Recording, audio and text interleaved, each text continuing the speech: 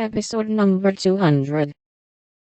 In the PM to Westminster Abbey, but don't expect me to describe it, that's impossible, so I'll only say it was sublime. This evening we're going to see Fetcher, which will be an appropriate end to the happiest day of my life. It's very late, but I can't let my letter go in the morning without telling you what happened last evening. Who do you think came in, as we were at tea? Laurie's English friends, Fred and Frank Vaughan. I was so surprised, for I shouldn't have known them, but for the cards. Both are tall fellows with whiskers, Fred handsome in the English style, and Frank much better, for he only limps slightly, and uses no crutches. They had heard from Laurie, where we were to be, and came to ask us to their house, but Uncle won't go, so we shall return the call, and see them as we can. They went to the theater with us, and we did have such a good time, for Frank devoted himself to Flo, and Fred and I talked over past, present, and future fun as if we had known each other all our days. Tell Beth Frank asked for her, and was sorry to hear of her ill health. Fred laughed when I spoke of Joe, and sent his respectful compliments to the big hat. Neither of them had forgotten Camp Lawrence, or the fun we had there. What ages ago it seems, doesn't it? And 'tis tapping on the wall for the third time, so I must stop.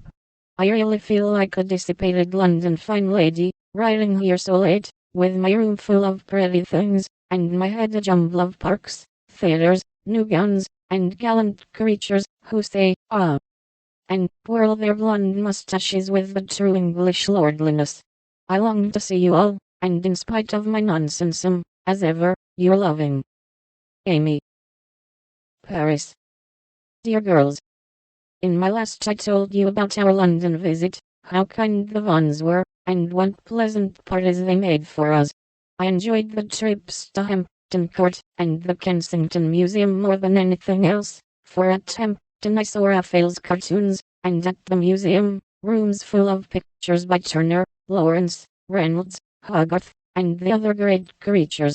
The day in Richmond Park was charming, for we had a regular English picnic, and I had more splendid oaks and groups of deer than I could copy, also heard a nightingale, and saw larks go up.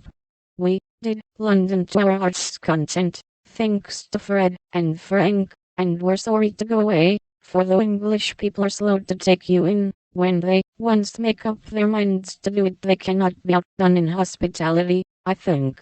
The Vaughans hope to meet us in Rome next winter, and I shall be dreadfully disappointed if they don't, for Grace and our great friends, and the boys very nice fellows, especially Fred. Well, we were hardly settled here, when he turned up again, saying he had come for holiday, and was going to Switzerland. And looked sober at first, but he was so cool about it she couldn't say a word. And now we get on nicely, and are very glad he came, for he speaks French like a native, and I don't know what we should do without him. Uncle doesn't know 10 words, and insists on talking English very loud, as if it would make people understand him.